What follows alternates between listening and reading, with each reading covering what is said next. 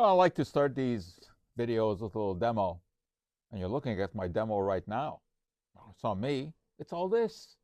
It's the air that we're breathing, indoor air. And questions arise. What are we really breathing in? Because when you're smelling something, it means it's going into your body. For example, the great fragrance of toast. What are we sniffing? Believe it or not, this has been explored. There are studies that have been done exactly on this, and the results are really quite surprising. Of course, depending on the extent to which you burn your toast, you get different compounds. But there are dozens and dozens of compounds that have been isolated from toast.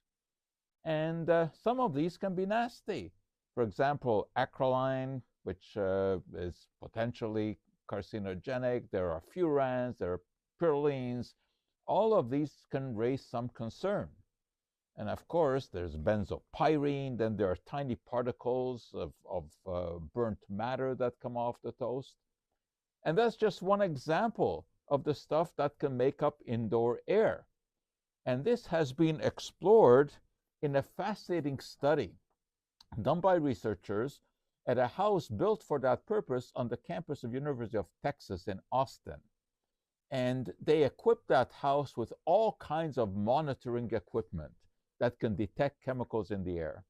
And for a month, the researchers and their students were in the house, they cleaned, they cooked, they sweated, and they monitored the air. And they came up with some surprises.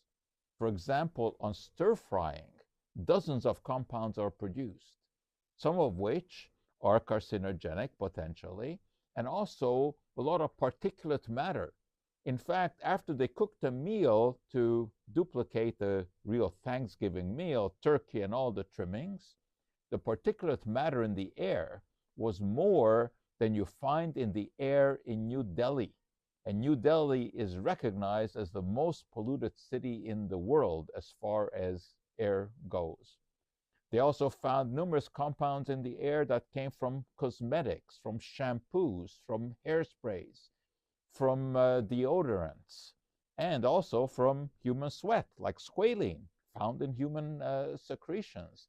And then, of course, we expel gases from our body as well. All of those were found to be present in the air. Hundreds and hundreds of compounds, as I said, sometimes in frighteningly high concentrations. What is it doing to us? We don't really know.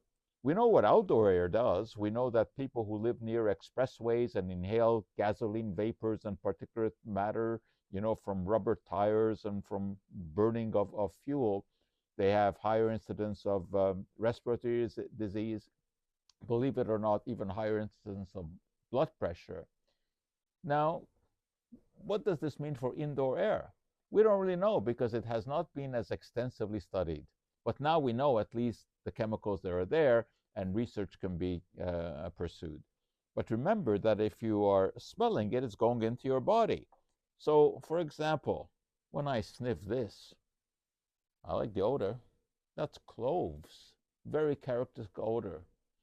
Mostly one compound, eugenol, but there are many others as well. Now they are in my body. What are they doing to me? I don't really know. But when you're cooking at home, make sure that the fan above the stove is on. And incidentally, it's also a good idea to use an electric stove instead of a gas stove, because a gas stove produces oxides of nitrogen, and those can be quite nasty. So indoor air, interesting to research, and get rid of all the particulate matter with a vent. But if you can't, maybe you can import some high quality air. I'm told that Winnipeg has the best air quality in the world. How am I told that? Because it says so right here on the can, which I bought in Winnipeg. And it's got Winnipeg air. So let me dispel some of the odor of that toast, right? Clean Winnipeg air.